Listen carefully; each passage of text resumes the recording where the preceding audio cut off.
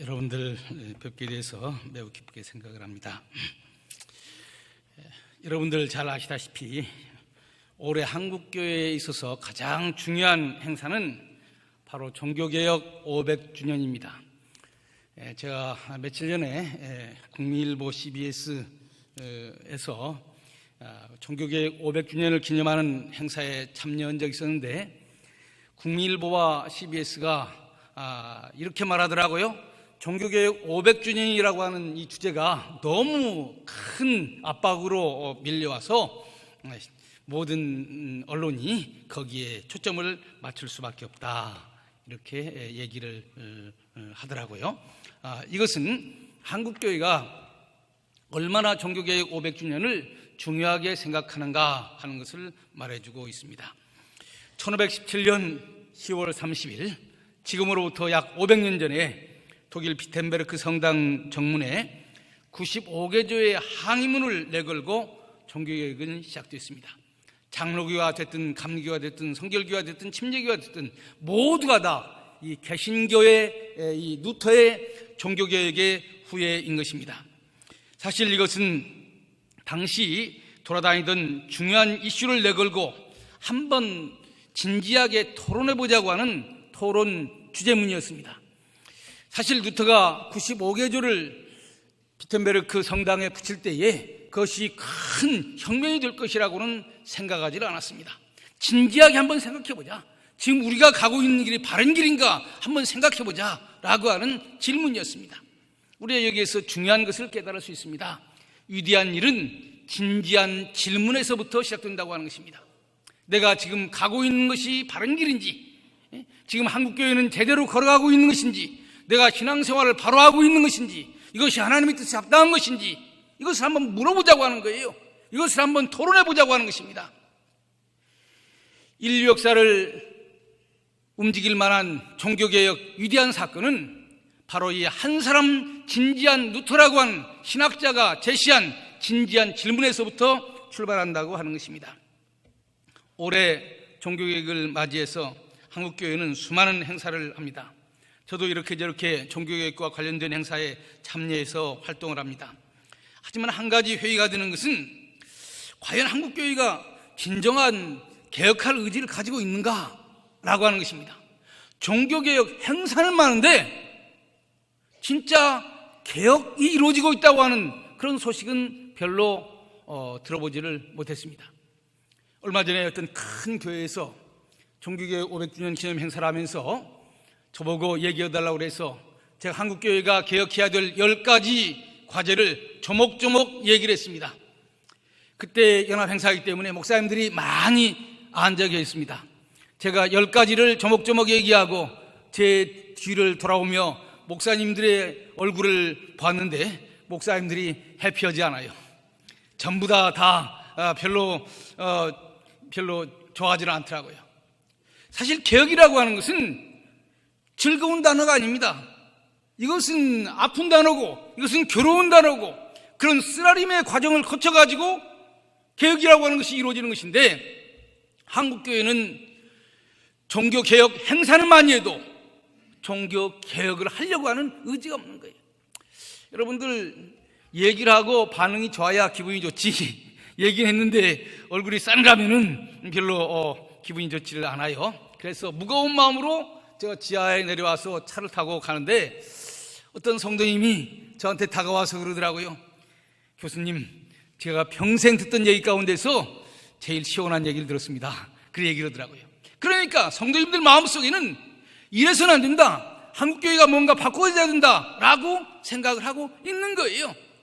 사실 문제는 바로 한국교회 밑바닥에 흐르는 이런 진정한 이 소리를 듣고 한국교회가 바꾸어져야만이 종교개혁 500주년을 기념하는 이 의의가 있다고 하는 것입니다.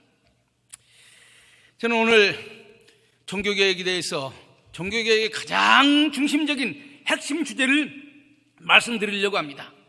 사실 이따가도 말씀을 드리겠습니다만 많은 사람들이 개혁 얘기하지만은 왜 개혁이 안 됩니까? 핵심을 건드리지 않냐고 주변만 얘기하기 때문에 그러는 것입니다.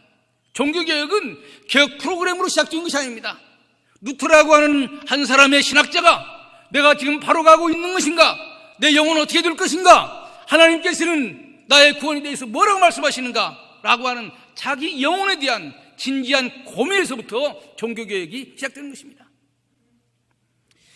우리가 종교개혁을 말하기 전에 먼저 우리는 중세말의 천주교에 대해서 알아야 됩니다. 중세말의 천주교가 어떤 상황이었는데 왜 개혁을 하려고 했는가? 바로 이런 질문입니다. 왜냐하면 종교개혁은 중세말의 천주교를 개혁하자는 운동이기 때문입니다. 여러분들 잘 아시는 대로 중세시대는 교회가 지배하는 시대입니다. 모든 권력의 정점에 교회가 있었습니다. 정치도 있고 경제도 있고 문화도 있지만은 그런 모든 것을 다 통괄하는 것이 바로 교회입니다. 교회로서는 가장 정점에 있는 그런 시대라고 말할 수 있습니다. 교회는 힘이 있었고 그 힘으로 어려운 사람들을 도왔습니다. 그래서 중세교회는 사회를 통합할 만한 능력이 있었던 것입니다. 사실 종교라고 하는 단체는요, 한번 돈이 들어오면 빠져나가질 않습니다. 수도원에 사람들이 돈을 갖다 놓으면 계속 그 돈이 모아지게 됩니다. 그런데 중세교회가 잘 나갈 때는 그 돈을 가지고 어려운 사람들을 도왔습니다. 그렇기 때문에 사람들 머릿속에서 어려우면 교회 가면 문제가 해결된다 이렇게 생각을 했던 거예요. 그렇기 때문에 교회가 오소리티를 갖고 권위를 가질 수가 있었던 것입니다. 그런데 중세 후반에 소위 르네상스라고 하는 것이 생겼습니다. 르네상스라고 하는 말을 문예부흥이라고 말하죠. 다시 일어난다고 하는 것입니다. 무엇이 다시 일어났겠습니까? 거기에는 예술의 부흥이 있었고 건축의 부흥이 있었습니다. 예술하려면 돈이 많이 들어갑니다. 건축하려면 돈이 많이 들어갑니다. 그런데 중세 교회가 과거에는 돈을 모아서 가난한 사람들을 도와줬는데 이제는 그 모은 돈을 가지고 뭐 하느냐? 예술하는 데 돈이 들어가고 건축하는 데 들어가는 거예요. 여러분들, 종교개혁의 근본적인 원인은 로마의 성 베드로 성당을 짓는 데서부터 출발하는 것입니다. 여러분들 로마에 여행 갔다 오신 분들은 아실 거예요. 성 베드로 성당 그 벽화를 보면요, 신부들이 살아가는, 총각 신부들이 살아가는 벽화에 나체 그림이 얼마나 많은지 몰라요. 성 베드로 성당을 짓는데 돈이 어마어마하게 들어간 것입니다. 그러니까 옛날에는 어려운 사람들을 돕는 데 썼던 돈이 이제는 건축하는 데 돈이 들어가게 되는 것입니다. 그러니까 교회는 점점 사람들에게서부터 멀어지게 되는 거예요. 사실 한국교회가 가장 염려해야 될 것은 바로 이것입니다. 한국교회가 보통 사람들과 가까워지고 있는지. 저는 요즘 종종 식당에 가보면은 기독교인들이 많은 것을 볼 수가 있습니다. 아마 식당에 와서 밥을 먹을 만큼, 괜찮은 식당에 와서 밥을 먹을 만큼 기독교인들 가운데서는 중산층들이 늘어나는 것 같아요. 여러분들 사회 밑바닥에 있는 많은 눈물을 흘리는 많은 사람들이 있습니다. 그 사람들이 교회를 어떻게 생각하고 있는가? 교회가 점점 부유해지고 교회가 점점 중산층화되고 상류층화되면서 밑바닥에 있는 사람들과 거리가 멀어지면은 교회는 지탱하기 어려워지는 것입니다. 민심이 떨어지게 되는 거예요. 그러면 교회는 발전할 수가 없는 것입니다. 중세말의 교회는 대중들과 거리를 두고 그들만의 잔치를 하게 됩니다. 잔치를 하려면 돈이 필요하죠. 예술품을 사고 또 건축을 하려면 돈이 필요합니다. 그 돈을 어떻게 충당합니까? 중세 천주교가 돈을 충당하는 방법은 여러 가지였습니다. 먼저 성직 매매예요. 교황은 성직자들을 임명할 수 있는 권한이 있습니다. 대주교를 임명하고 주교를 임명합니다. 그런데 그 교회법에 따르면은 임명한 첫 해의 월급은 교황청에다가 보내야 됩니다. 그렇기 때문에 2년에 한 번씩 바꾸면은 1년 월급은 계속 교회로 오게 되는 거예요. 그러니까 인사이동을 자꾸 하는 거예요. 한 사회가 망가지게 되는데 제일 근본적인 문제는 인사 문제가 공정하지 못하고 거기에 돈이 왔다 갔다 하는 것입니다. 여러분들 여기 문경세제 넘어가면서 보면은 비석이 있습니다. 그 비석을 보면은 그 경상도 감사가 얼만큼 자주 바꿔줬는지 알 수 있어요. 어떤 감사는 6개월 하고 어떤 감사는 1년 하고 왜 이렇게 하는 줄 압니까? 인사를 자주 하면서 돈이 오고 하기 때문에 그러는 것입니다. 중세 말에 성직 매매를 했습니다. 성직 매매에서 얻어지는 돈으로 교회가 사치를 하고 건물을 짓고 예술품을 사고 그렇게 했던 거예요. 거기에서 끝나는 것이 아니죠. 그래도 돈이 모자라니까 면죄부를 받았습니다. 천주교는 잉여 공적설이라고 하는 것을 믿었습니다. 그러니까 어떤 사람은 자기가 천당 갈 수 있을 만큼 공적을 쌓고도 남아있는 사람이 있습니다. 어떤 사람은 천당 갈 수 있는 공적이 모자라는 사람이 있어요. 그러니까 어떤 사람은 공적을 많이 쌓아서 천당 가는 데는 100만 필요하는데 200을 가졌으니까 100이 남아있는 거죠. 어떤 사람은 천당 가는데 100이라고 하는 공적이 필요하는데 100이 없어요. 그럼 어떻게 해야 됩니까? 100을 빌려오면 되는 거예요.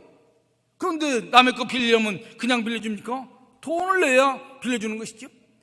또 교황은 죽어가는 영혼을 살릴 수 있다, 이렇게 가르치는 것입니다. 여러분들, 천주교 신자들은 지금도 사람이 죽으면 바로 천당 간다고 생각하지 않습니다. 연옥에 간다고 생각을 해요. 누가 연옥에 가는 줄 압니까? 천당 가기에는 부족하고 지옥 가기에는 넘치는 사람들, 이런 사람들이 연옥에 간다고 보는 거예요. 예수를 믿기는 믿습니다. 그런데 잘 믿으면 천당 보내야 돼요. 그런데 잘 믿지 못하는 거예요. 예수를 안 믿으면 지옥 보내면 되는 것입니다. 그런데 예수를 믿기는 믿는데 예수를 안 믿는 것은 아니고 믿는 거예요. 그러니까 믿기는 믿는데 어중간하게 믿는 사람, 천당 보내기에는 부족하고 지옥 보내기는 아깝고, 이런 사람들을 어디에 보내겠습니까? 연옥에 보내는 거예요. 아마 대부분의 여러분들이 천주교 교리대로 한다면 연옥에 합당한 그런 사람들이라고 생각을 합니다. 그런데 자식된 입장에서 혹은 가족된 입장에서 자기에 가까운 사람이 연옥에서 고생을 한다 그랬을 때 그 연옥에서 고생하는 영혼을 천당으로 올려보내주는 것, 이것은 마땅히 해야 될 도리라고 하는 것입니다. 그러면 어떻게 해야 되겠습니까? 공적이 많은 데서 공적을 빌려오야 되는 거예요. 그럼 누가 공적이 많느냐? 여러분들, 중세 사회는 성지순례를 많이 다녔습니다. 올해도 우리 한국 사람들 성지순례 많이 하죠. 그런데 중세시대 성지순례를 많이 했습니다. 특별히 예루살렘 여행을 많이 했어요. 예루살렘에는 수많은 순교자들이 있습니다. 순교자들은 자기들 천당 가고도 남을 만큼 공적이 많은 거예요. 그래서 그 성인들의 유골에 어마어마한 공적이 쌓여 있는 거예요. 그것을 돈 주고 사면 되는 것입니다. 그래서 돈 주고 그 공적을 사는 그 순간 연옥에 있던 영혼이 천당으로 올라간다, 이렇게 하는 거예요. 그런데 알고 보면은 그 돈들이 다 어디로 돌아가느냐? 성 베드로 성당 짓는 데 들어가게 되는 거예요. 이것이 중세 말의 상황이었습니다. 사실 중세 내내 이런 문제들에 대한 지적이 없었던 것이 아닙니다. 많은 사람들이 천주교가 문제가 많다, 어떻게 성직을 돈으로 매매할 수 있느냐, 어떻게 공적을 돈으로 살 수 있느냐, 이런 지적을 하는 사람들이 많이 있었습니다. 그런데 정작 개혁은 이루어지지를 않고 있었습니다. 개혁을 해야 된다고 주장하는 사람들은 많은데 정작 개혁은 이루어지지 않고 있었다고 하는 거예요. 왜 그럴까요? 거기에 중세시대의 가장 중요한 교리가 자리 잡고 있는 것입니다. 천주교는 뭐라고 가르친 줄 압니까? 한 사람이 천당 가려면 천당 가는 버스에 타야 된다. 교회라고 하는 것은 뭐냐? 천당 가는 버스다. 그래서 천주교의 공식 교리가 교회 밖에는 구원이 없다. 천당 가려면 교회라고 하는 이 버스를 타야 된다. 교회라고 하는 버스를 타지 않으면 천당 갈 수 없다. 왜냐하면 천당 가는 안내자는 그 버스 운전사 신부이기 때문에 천당 가는 버스를 타지 못하면 구원받을 수 없다, 이렇게 가르쳤던 거예요. 여러분들, 신부가 하는 일이 엉터리고 성직이 매매되고 또 공적설이라고 하는 이름으로 돈이 왔다 갔다 하고 정말로 교회가 이래서 되느냐라고 하는 생각들을 많이 했지만은 거기에 대해서 감히 도전하지 못했던 근본적인 이유는 교회 눈 밖에 나가게 되면은 그 천당 가는 버스를 타지 못하기 때문에 그러는 거예요. 그렇기 때문에 아무리 교회가 안 입고 와도 신부들이 하는 말들이 엉터리 같아도 그것을 그대로 순종할 수밖에 없는 것입니다. 여러분들, 천주교에서 파문을 뭐라고 말하는 줄 아세요? 엑스커뮤니케이션이라고 하는 거예요. 공동체에서 쫓아낸다고 하는 거예요. 그 공동체에 속해야 천당 가는데 신부의 말을 듣지 않으면 신부가 그 사람을 버스에서 내리게 한다고 하는 거예요. 여러분들, 중세 사회는요, 내세를 심각하게 믿었습니다. 이 세상에서 사는 것도 힘든데 죽어서 영원히 지옥에 간다고 그러면은 누가 겁을 하는 게 있습니까? 그러니까 아무리 교회가 타락해도 거기에 대해서 감히 도전할 수 없는 거예요. 몇몇 사람들이 교회 타락해서 문제가 많다, 개혁해야 된다 그렇게 얘기를 했지만은 그 대다수의 많은 사람들은 왜 혹시 잘못해가지고 신분운에 나게 되면은 결국 교회에서 쫓겨나게 되고, 그렇게 되면은 파문당하게 되고, 파문당하면은 영원한 지옥이다. 여러분들, 파문이라고 하는 것은요 얼마나 무섭냐면은 왕도 황제도 그 파문이라고 하는 말 앞에서는 감히 자기 주장을 할 수 없는 사회가 바로 중세라고 하는 사회였던 거예요. 그러니까 전주교는 교회 말을 듣지 않냐면은 파문시킨다, 지옥 보낸다. 천당 가는 열쇠를 누가 가지고 있느냐? 베드로가 가지고 있다. 베드로가 준 교황이 가지고 있다. 그러니까 교회 말 듣지 않냐면은 천당 가는 열쇠를 안 주고 문 안 열어주면 천당 못 가는 거 아니냐, 이렇게 생각을 했던 것입니다.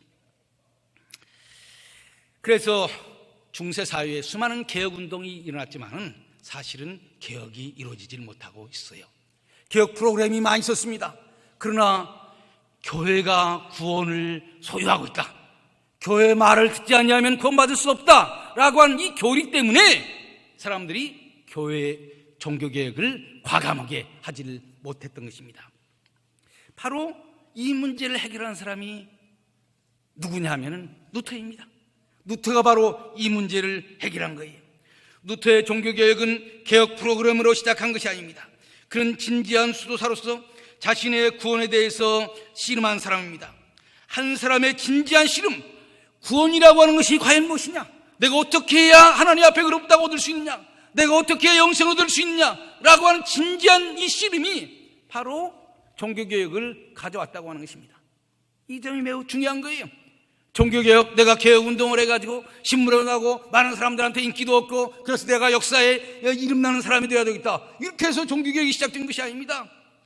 한 청년 루터가 내 영혼이 어떻게 될 것인가, 내가 오늘 이 세상을 떠난다면 내 영혼이 어떻게 될 것인가 라고 하는 진지한 신학적인 영적인 고민을 하는 가운데서 종교개혁이 시작이 되었다고 하는 것입니다. 1505년 7월 여름 어느 날이었습니다. 법과 대학을 다니던 루터는 어느 날 고향으로 돌아와서 길을 걷고 있었습니다. 길을 걷는데 갑자기 비가 오기 시작했어요. 천둥이 치기 시작했어요. 벼락이 떨어지기 시작했습니다. 막 천둥 치고 벼락 치는데 갑자기 벼락 하나가 떨어지더니 자기가 걸어가고 있는 길 옆에 나무를 쳐버리는 거예요. 나무가 그 벼락 맞아가지고 두동강에 나버리는 거예요. 갑자기 루터는 두려움이 오기 시작했습니다. 저 천둥이 나에게 떨어지면 나는 이 자리에서 직사할 터인데 그러면 내일 아침 나는 어디에 가 있을 것인가? 지금 나는 법과 대학에 가서 이제 훌륭한 법률가가 되어서 우리 가문을 일으키고 출세를 하기 위해서 지금 달려가고 있는데 만일에 저 천둥이 나에게 떨어져서 내가 오늘 죽는다면은 내일 아침 내 영혼은 어디에 가 있을 것인가? 생각을 해보니까 자신이 없어요. 자기는 그것을 생각하지 않고 그냥 살아왔던 거예요. 매일매일 출세를 향해서 살아왔던 것입니다. 갑자기 두려움이 닥쳐왔습니다. 나는 죽음에 대해서, 내세에 대해서 아무런 준비도 하지를 않았구나. 이때 루터가 무릎을 꿇었습니다. 성 안나여 살려주소서, 내가 수도사가 되겠습니다. 다 같이 한번 따라서 해볼까요? 성 안나여 살려주소서, 수도사가 되겠습니다. 왜 성 안나를 부른 줄 압니까? 천주교는 수호성인이라고 하는 것이 있습니다. 루터의 아버지는 루터의 아버지는 광부였습니다. 광부의 수호성인이 성 안나예요. 안나는 할머니입니다. 신약성경에 나온 할머니예요. 예수님께서 태어났을 때 축복 기도를 해준 할머니입니다. 그래서 광부들은 예수님 너무 바쁘고 그래서 우리가 예수님께 가면은 예수님께서는 우리 기도를 다 들어줄 시간이 없으니까 우리가 직접 가는 것보다는 예수님 어렸을 때 예수님을 축복해준 안나를 통해서 기도하면은 안나가 예수님께서 들어주실 수 있을 것이 아닌가, 이렇게 생각을 하고 안나를 찾았던 것입니다. 이것은 중세 사회가 가지고 있는 일반적인 특징입니다. 그러면 왜 수도사가 되겠다고 얘기를 했을까요? 천주교는요, 구원 받으려면 죄가 없어야 됩니다. 죄가 없어야 구원받는 거예요. 그런데 이 세상에 살면서 죄 안 짓고 살아갈 수 있는 사람이 얼마나 있겠어요? 그러니까 천주교는 뭐라고 가르쳤냐면은 당신이 정말로 구원받기로 한다면은 수도원에 가라. 수도원에 가는 길만이 당신이 정말로 영혼을 준비하는 유일한 길이다. 이렇게 얘기했던 거예요. 그러니까 루터는 열심히 있는 신앙인은 아니었지만은 중세 천주교가 가르치고 있는 것이 무엇인지를 막연히 알고 있었던 것입니다. 내일 아침 내 영혼이 어디에 있을까라고 하는 것을 진지하게 물어보는 루터에게 있어서 성 안나여 살려주셔서 내가 수도사가 되겠습니다 라고 하는 것은 그가 천주교가 가르쳐준 대로 구원의 문제를 고민하기 시작했다고 하는 것을 의미하는 것입니다. 루터는 그래서 수도사가 되기로 결심했습니다. 수도원 가운데서도 가장 엄격한 수도원이 어거스틴 수도원인데 그곳으로 들어갔습니다. 그리고 철저하게 수도 생활을 했어요. 중세 천주교는 구원을 받기 위해서는 두 가지 길이 있다고 가르쳤습니다. 첫 번째는 회개의 길입니다. 두 번째는 공로의 길입니다. 다 같이 따라서 합시다. 회개의 길, 공로의 길. 천주교는 회개를 네 가지 단계로 나눠서 가르칩니다. 첫 번째는 후회입니다. 후회는 뭘까요? 안 그런 줄 알면서도 왜 그랬을까? 안 되는 줄 알면서도 왜 그랬을까? 후회하는 겁니다. 통회는 그런 정도를 넘어서서 내가 하나님 믿는 사람인데, 내가 장로인데, 내가 목사인데 내가 왜 이런 일을 했을까? 이건 정말로 하나님 뜻에 어긋나는 것이다 라고 가슴을 치는 것이 통회입니다. 그 다음에는 뭐가 있습니까? 고백을 해야 됩니다. 신부에게 가서 자기의 잘못을 자백을 해야 되는 거예요. 그렇게 되면 신부가 보속을 요구합니다. 당신은 이러이러한 죄를 졌으니까 거기에 합당한 이러이러한 행동을 하시오, 이렇게 요구를 합니다. 그 다음에 마지막에 신부가 사죄 선언하는 거예요. 성부와 성자와 성령의 이름으로 내 죄를 사했다. 이것이 사죄 절차입니다. 그런데 이 사죄 절차, 회개에서 죄를 없애는 절차의 출발점은 뭡니까? 철저하게 죄를 뉘우치는 거예요. 죄를 뉘우쳐야, 그래야 자백을 하게 되고, 그래야 보속을 하게 되고, 그래야 사죄 선언을 받는 거 아닙니까? 루터가 뭐더러 수도원에 갔습니까? 뭐하러 가장 엄격한 어거스틴 수도원에 갔습니까? 철저하게 죄를 없이 하려고 수도원에 간 거 아니겠어요? 그러니까 수도원에 간 루터의 머릿속에는 온통 내가 죄진 것 지금 회개하지 않은 거 있나? 매일매일 루터는 자기 내면을 들여다보기 시작한 거예요. 내면을 들여다보고 자기 마음속에 혹은 자기 생각 속에 감추어진 죄가 있으면 그것을 가지고 자기 고백 신부를 찾아가는 것입니다.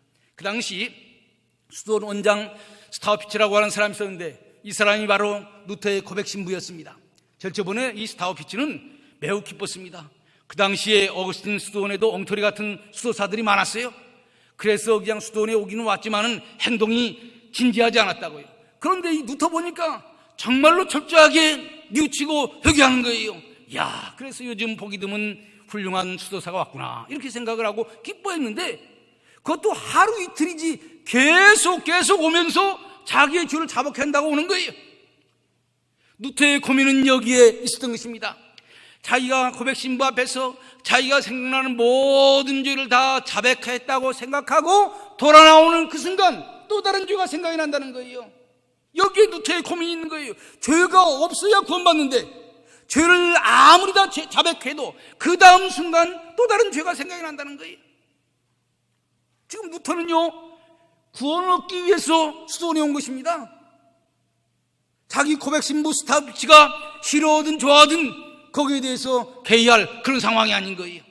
그래서 루터는 생각이 나면 다시 들어가가지고 신부님, 내가 생각해보니 또 다른 죄가 있습니다. 또 자백을 하는 거예요. 스타우피츠는 제일 처음에는 보기 드문 수도사가 왔다고 얘기했지만 나중에는 루터가 너무 매일매일 고백하겠다고 찾아오니까 너무 귀찮았습니다. 그래서 뭐라고 말한 줄 압니까? 다음에 올 때는 간음을 했거나 사람을 죽였거나 큰 죄를 가지고 오라고, 그렇게 얘기를 하기까지 했어요.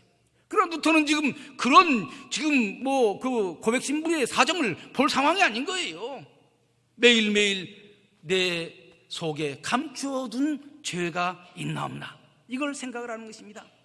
여러분들, 루터는요 심적으로 하나님을 무서운 분이라고 생각했습니다. 아까 천둥치고 번개치는 상황 가운데서 루터가 수도사가 되겠다고 얘기를 했다고 말씀드렸죠. 여러분들 중세 사회에서는요 천둥과 번개 소리는 그냥 천둥과 번개 소리가 아닙니다. 하나님께서 천둥과 번개를 통해서 말씀하는 거예요.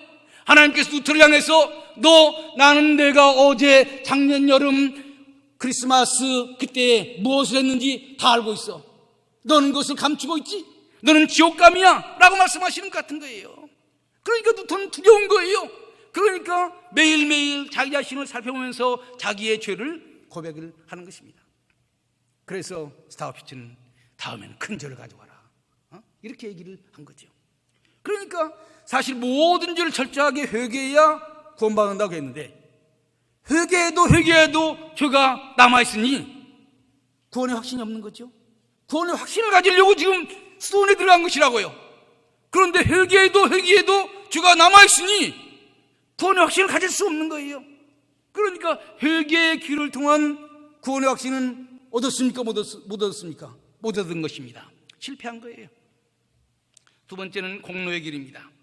천주교는 천당에 가려면 공로를 쌓아야 된다고 가르쳤습니다.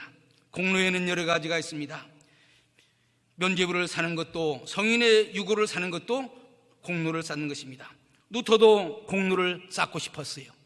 그런데 천주교가 뭐라고 가르쳤냐면은 교황청에 가면은 베드로의 계단이라고 하는 계단이 있는데 이 계단을 무릎을 꿇고 주기도문을 외우면서 25계단을 올라가게 되면은 한 사람의 영혼을 연옥에서 천당으로 옮겨줄 수 있다 이렇게 가르쳤습니다. 여기에는 천주교의 교묘한 장사 속이 들어있는 것입니다. 교황청은 어디에 있습니까? 로마에 있는 거예요. 로마가 번성을 해야 그래야 교황청이 잘 되는 겁니다. 그런데 전국에서 온 세계에서 로마로 끌어들이려면 뭔가 그럴듯한 명분이 있어야 될 거 아니겠습니까? 사람들에게 광고하는 거예요. 로마의 그 성 베드로 성당의 그 25계단은 예수님께서 빌라도의 법정에서 재판받을 때 받았던 그 25계단인데 거기에는 예수 그리스도의 십자가의 공로가 거기엔 무한대로 쌓여있다. 누구든지 여기에 와서 25계단을 기어 올라가면서 주기도문을 하면은 한 사람의 영혼이 연옥에서 천당에 갈 수 있다 이렇게 가르쳤던 거예요. 루터도 1510년에 교황청으로 출장 갈 일이 있었습니다. 그래서 루터도 이제 교황청으로 가가지고 무릎을 꿇고 25계단을 하나씩 올라가면서 기도를 했어요. 기도를 하면서 우리 할아버지가 지금 연옥에 있는데 우리 할아버지를 천당으로 올려보내주세요 라고 기도를 하면서 25계단을 다 올라갔습니다. 25계단을 다 올라갔으면은 이제 우리 할아버지 영혼이 연옥에서 천당으로 갔다고 하는 확신이 있어야 될 거 아니겠습니까? 그런데 그때 루터 머릿속에 들어오는 생각이 내가 이렇게 고생한다고 해가지고 우리 할아버지가 연옥에서 천당 간다고 하는 것을 무엇으로 확신하지? 아무리 성경을 봐도 그런 내용이 없는 거예요. 이거 천주교가 거짓말하는 거 아니야? 사람들을 관광객을 로마로 데려오기 위해서 거짓말하는 것이 아니야? 이런 생각이 들었던 거예요. 여러분들 루터는요 사실 의심이 많은 사람입니다. 중세 천주교가 가르치는 것을 그대로 받아들이는 사람이 아니었어요. 그는 하나님 말씀에 비추어서 천주교가 하는 말이 옳은지 아닌지를 따져본 것입니다. 루터는 두 가지 길을 통해서 자기의 구원의 길을 확신하려고 했던 거예요. 첫 번째는 회개의 길이고 두 번째는 공로의 길입니다. 그런데 회개의 길도 실패하고 공로의 길도 실패한 거예요. 이것을 지켜보던 사람이 있었습니다. 그가 누구냐면 아까 얘기한 루터의 고백신부 스타우피츠라고 하는 사람이에요. 이 사람이 볼 때 루터 똑똑한 사람입니다. 에어프루트라고 하는 유명한 법과대학을 다니던 아주 청명한 사람이거든요, 루터는. 그런데 이 청명한 루터가 너무나 지나치게 신경과민적인 삶을 살아가고 있다 이렇게 생각을 한 거예요. 그래서 루터를 지금 수도원에 있는 루터를 여기에서 벗어나서 좀 다른 새로운 환경에서 일할 수 있도록 해주는 것이 좋겠다 이렇게 생각을 한 거예요. 그런데 마침 그때에 독일에는 비텐베르크라고 하는 대학이 새로 만들어졌습니다. 작센의 선제후 프레드릭이라고 하는 사람이 있었는데 그 사람이 자기 지역에도 세계적으로 유명한 대학을 하나를 만들고 싶었던 것입니다. 여러분들 독일 가면은 하이델베르크 대학도 있고 튜빙겐 대학도 있고 많은 대학이 있습니다. 그 대학들을 사실은 지역의 영주들이 운영하는 거예요. 그런데 작센의 영주인 프레드릭도 나도 하이델베르크 대학이나 또 그 튜빙겐 대학처럼 멋있는 대학을 하나를 만들어 봐야 되겠다, 이런 생각을 하고 비텐베르크 대학을 만든 것입니다. 그리고 교수를 모집하고 있었어요. 그래서 스타우피츠는 바로 루터를 이 비텐베르크 대학의 교수로 보냈습니다. 무슨 교수냐? 성경을 가르치는 성경 교수입니다. 사실 루터가 성경을 잘 알았던 것은 아니에요.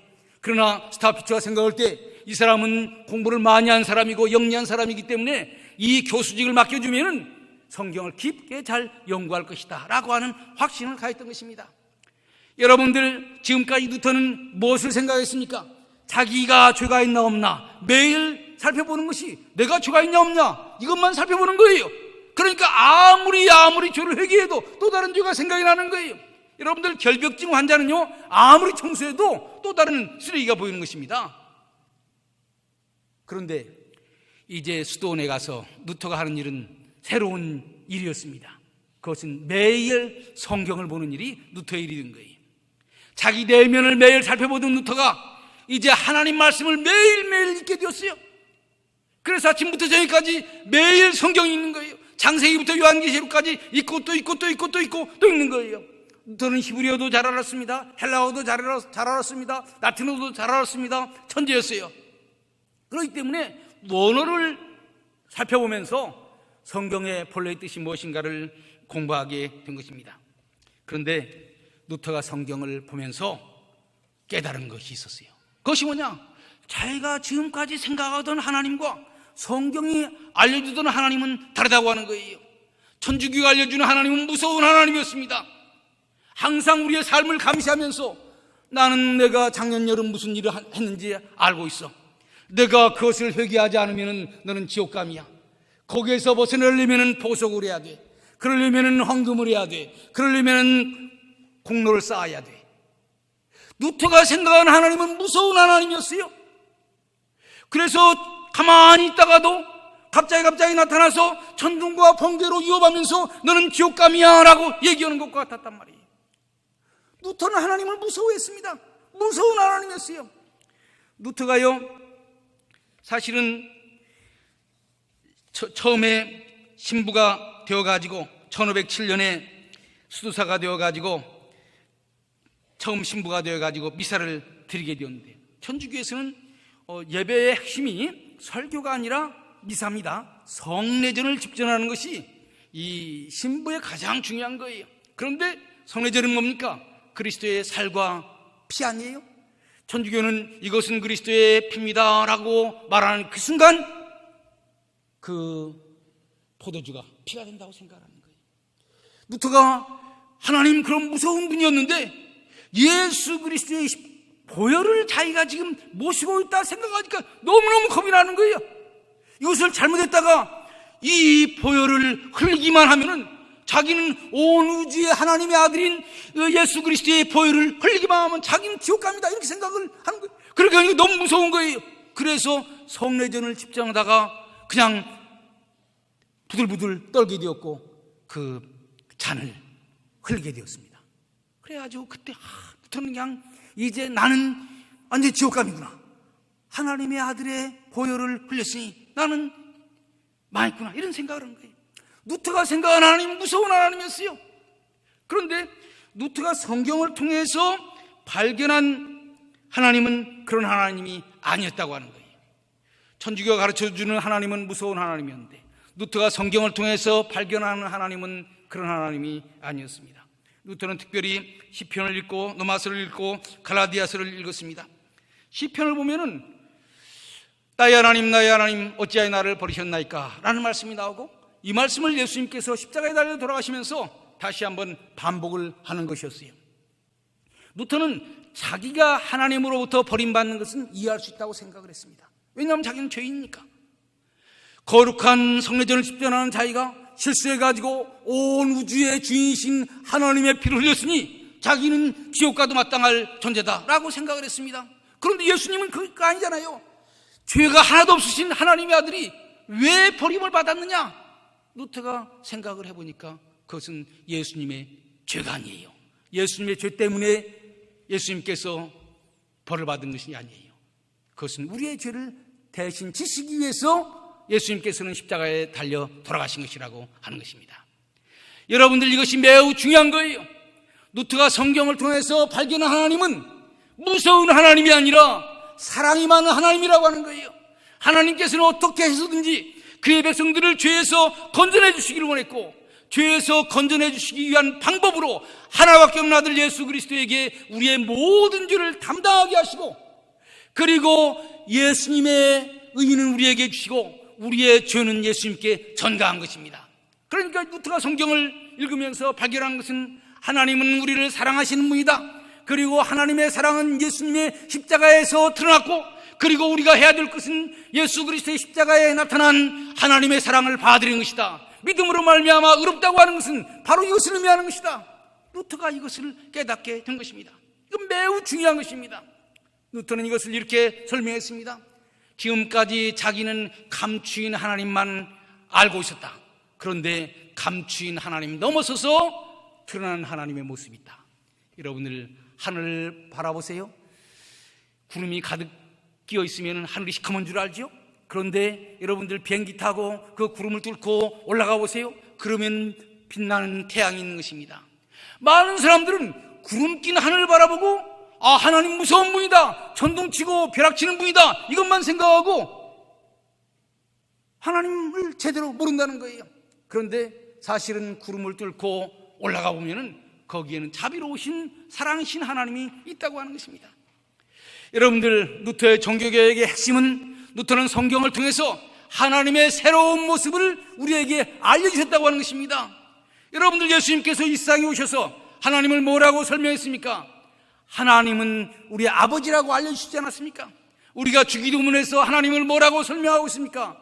하늘에 계신 우리 아버지, 하나님은 높고 높은 데 계시고 아주 무서웠고 무서웠고 천지 만물을 주관하시는 그런 분일 뿐만이 아니라 우리의 아버지처럼 우리를 사랑하시는 분이라고 하는 거예요. 지금까지 사람들은 하나님을 하늘에 계신 하나님으로만 알고 있었어요. 그렇기 때문에 유대인들은 하나님이라고 하는 이름도 제대로 부르지 않고 있지 않았습니까? 그런데 예수님께서 이 세상에 오셔서 가르쳐 주신 것이 뭡니까? 하나님은 아버지라고 하는 거예요. 그냥 아버지가 아니라 아빠 아버지라고 하는 것입니다. 여러분들, 한국말에 아버지라고 하는 단어가 세 가지가 있죠. 아버님이 있고 아버지가 있고 아빠가 있습니다. 며느리가 시아버지를 부를 때 아버님 그렇게 부릅니다. 아들이 아버지를 부를 때 그냥 아버지라고 부릅니다. 딸이 아빠 이렇게 부르는 거죠. 생각을 해보면 제일 예의 바른 관계는 누굽니까? 며느리가 시아버지한테 대하는 것이 제일 예의 바라요. 그런데 누가 제일 아빠한테 사랑을 많이 받습니까? 딸이, 어린아이가 제일 사랑을 많이 받는 거 아니에요? 예수님께서 알려주신 하나님의 모습은 뭐냐면은 아빠 아버지입니다. 하나님은 높고 높은 데에 계실 뿐만이 아니라 우리에게 아빠로서 나타나시는 분이라고 하는 것입니다. 루터가 발견한 하나님의 모습은 바로 이런 사랑의 모습이라고 하는 거예요. 지금까지 하나님, 그러면은 나는 내가 어제 그저께 무슨 잘못을 했는지 알고 있어 라고 하면서 우리 죄만 들춰내가지고 우리를 지옥 보낼 구실을 찾는 하나님이라고 생각했는데, 이제 성경을 통해서 우리에게 새롭게 알려주신 하나님의 모습은 어떻게 해서든지 우리를 죄에서 구원하기 위해서 하나밖에 없는 아들 예수 그리스도를 십자가에 못 박혀 죽게 하시고, 그 예수 그리스도를 믿는 자마다 구원을 주시겠다고 약속하신, 어떻게 해서든지 우리를 죄에서 건져내셔서 우리를 의롭다고 인정해 주시기를 원하시는 사랑이 많으신 하나님이라고 하는 것입니다. 루터가 발견한 성경의 내용이 바로 이거예요. 여러분들, 우리가 믿음으로 말미암아 구원받는다고 했을 때 주여 믿습니다 라고 한 그 믿음 얘기하는 것이 아니에요.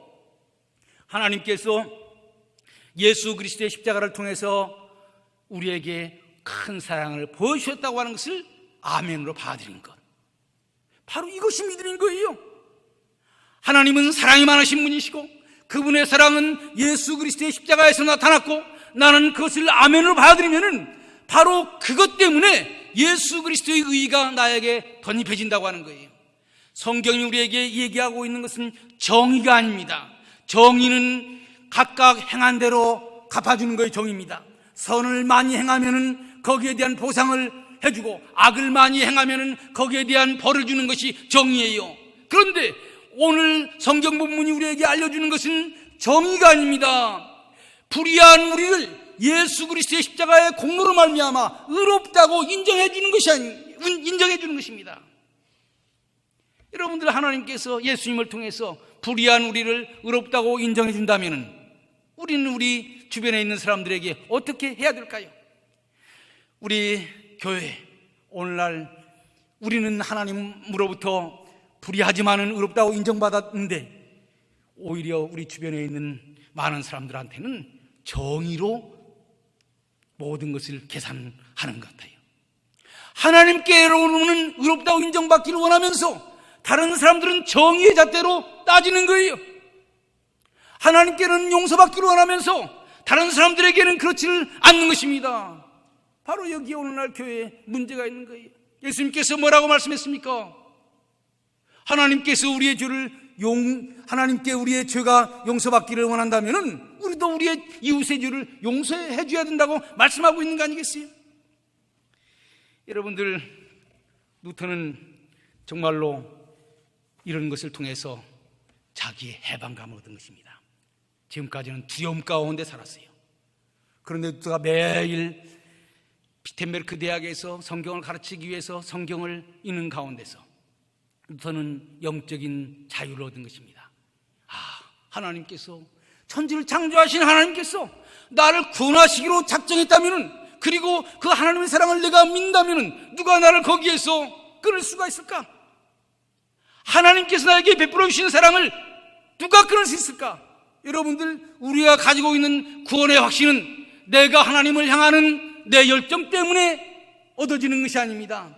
하나님께서 우리를 향해서 주시는 하나님의 사랑의 근거에서 내가 부족하지만은 그런 하나님께서 나를 사랑으로 봐주시기 때문에 나를 구원하시기 위해서 하나밖에 없는 아들 예수 그리스도를 주시기까지 했는데, 그 하나님께서 나의 잘못을 일일이 따져가면서 너는 지옥감이야, 그렇게 말씀하시겠느냐?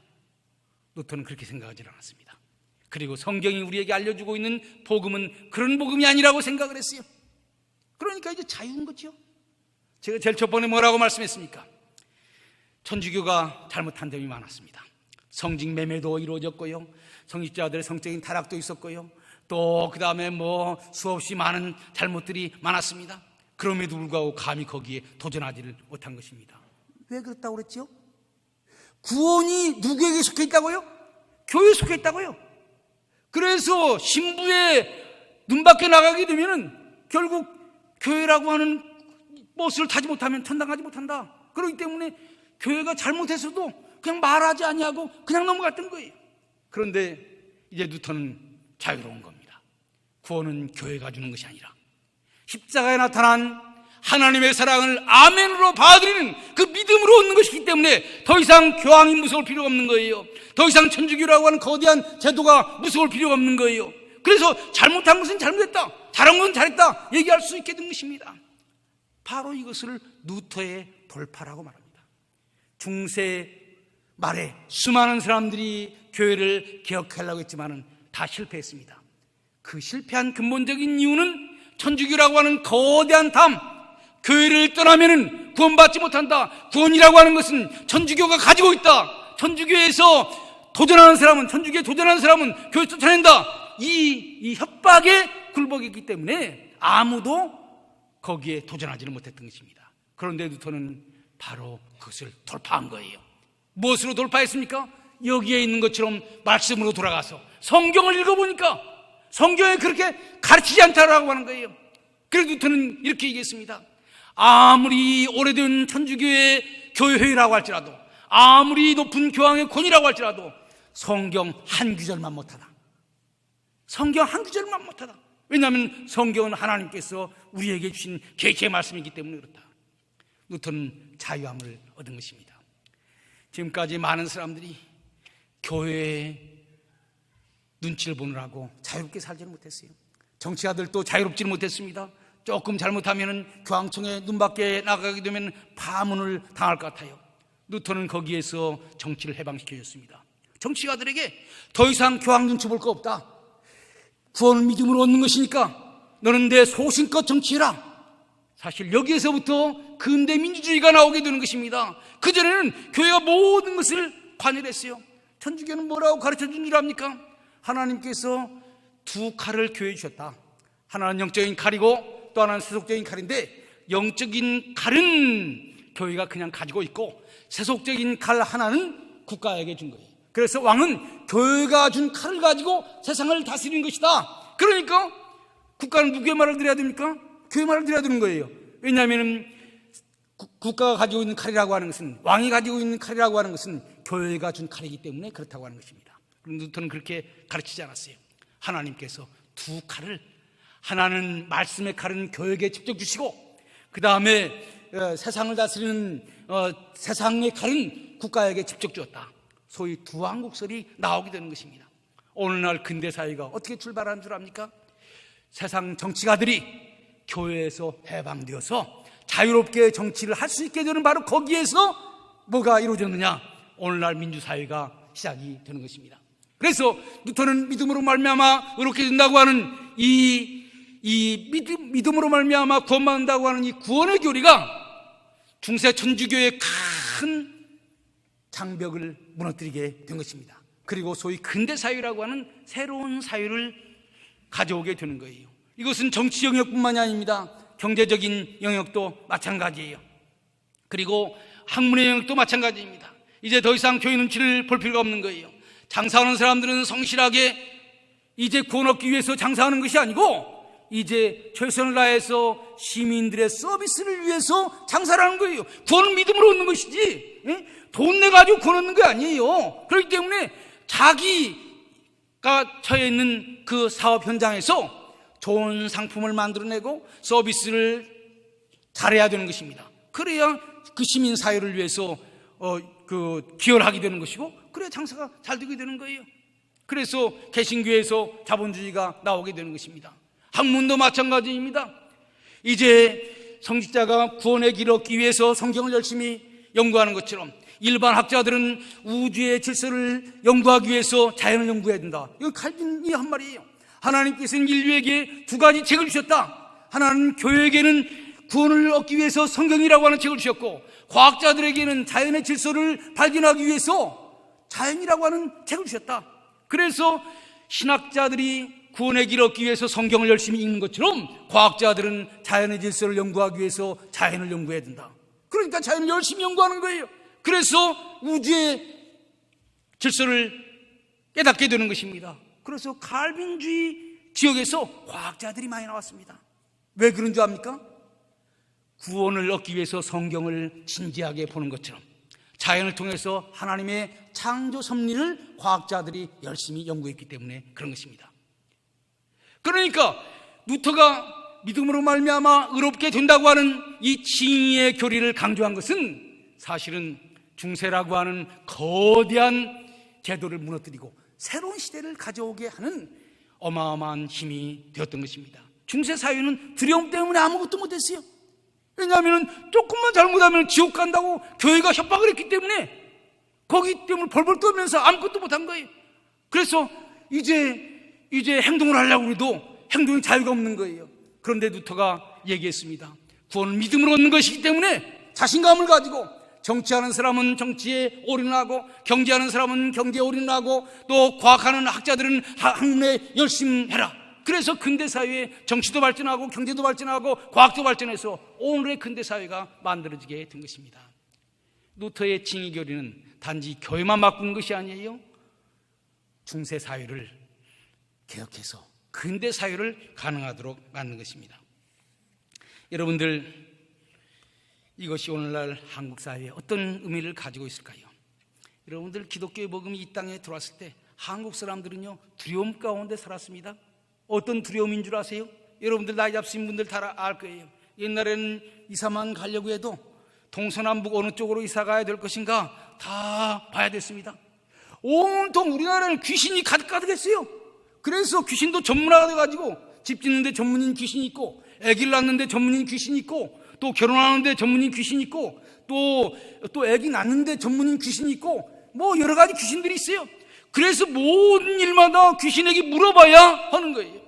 많은 사람들이 기독교와 이 땅에 와가지고 교육적인 기여도 있고, 의료적인 기여도 있고, 사회복지도 기여 있고, 이런 많은 얘기를 합니다. 물론 그 다 옳은 얘기예요. 그런데 그 못지않게 중요한 기여는 한국 사람들이 온통 귀신에 매여가지고 벌벌 떨면서 살아가고 있었는데, 천지를 창조하신 하나님을 믿음으로써 그런 두려움에서 해방되게 되는 것입니다. 그래서 옛날 우리 신앙의 선배들은 예수 믿는 다음에는 그 다음에는 담대하게 되는 거예요. 옛날에는 이사만 가려고 해도 무서워가지고 전 보고 뭐 조금만 일이 있어도 또 무당 찾아가서 굿하고 그랬는데, 거기에서 해방되는 거예요. 왜 그렇습니까? 지금까지는 잡신에 매여 살았는데 나는 누구입니까? 이제 하나님의 아들이 된 거예요. 천지를 창조하신 하나님의 아들이 된 거예요. 여러분들 동양사회에서 하나님의 아들이라고 불리울 수 있는 사람은 누구인 줄 압니까? 중국의 황제 천자밖에 없습니다. 중국의 천자만 하늘의 아들이라고 말할 수 있는 거예요.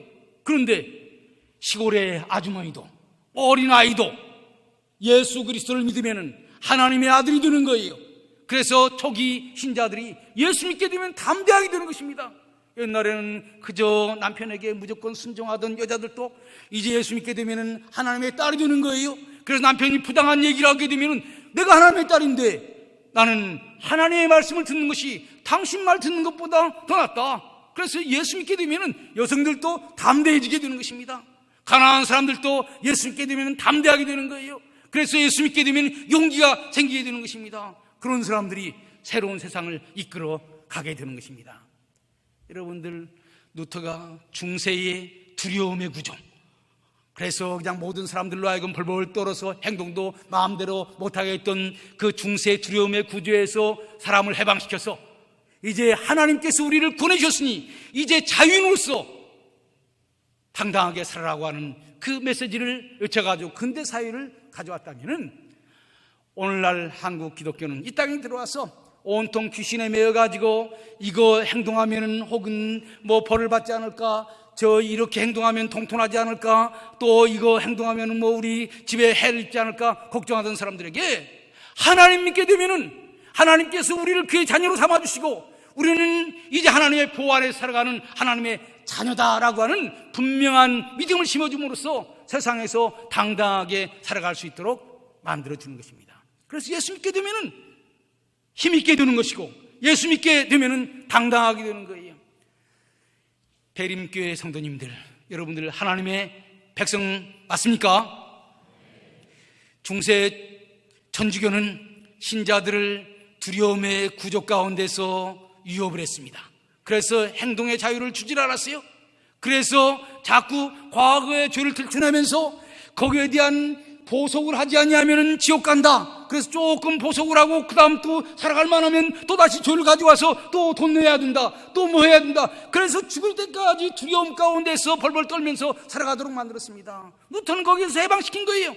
성경이 알려주는 복음이라고 하는 것은 그것이 아니라 온 우리의 죄를 다 담당하고 남을 만큼 예수 그리스도의 십자가의 보혈의 공로는 큰 것이기 때문에 더 이상 구원 문제 때문에 염려하지 말고 담대하게 하나님의 백성답게 살아가라, 이렇게 얘기한 거예요. 여러분들, 당당한 여러분들 되시길 바랍니다. 여러분들은 하나님의 자녀입니다. 종교개혁이 500년 전에 일어난 일이 아닙니다. 많은 분들이 두려움 가운데 살고 있죠. 북한의 핵도 두렵습니다. 경제구조도 두렵습니다. 그러나 우리 근본적으로 우리는 하나님의 자녀입니다. 하나님께서 예수 그리스도를 통해서 우리의 모든 죄를 용서해 주셨습니다. 그래서 우리를 하나님의 백성으로 만들어 주셨습니다. 이제 우리는 영원한 나라를 보장받고 살아가는 사람입니다. 그렇기 때문에 하나님께서 나를 구원하시고자 하나밖에 없는 아들 예수 그리스도를 주셨는데 누가 나를 두렵게 하리요? 라고 하는 담대한 믿음을 가지고 세상을 이기며 살아가야 되는 것입니다. 그런 여러분들이 되시기를 간절히 축원합니다.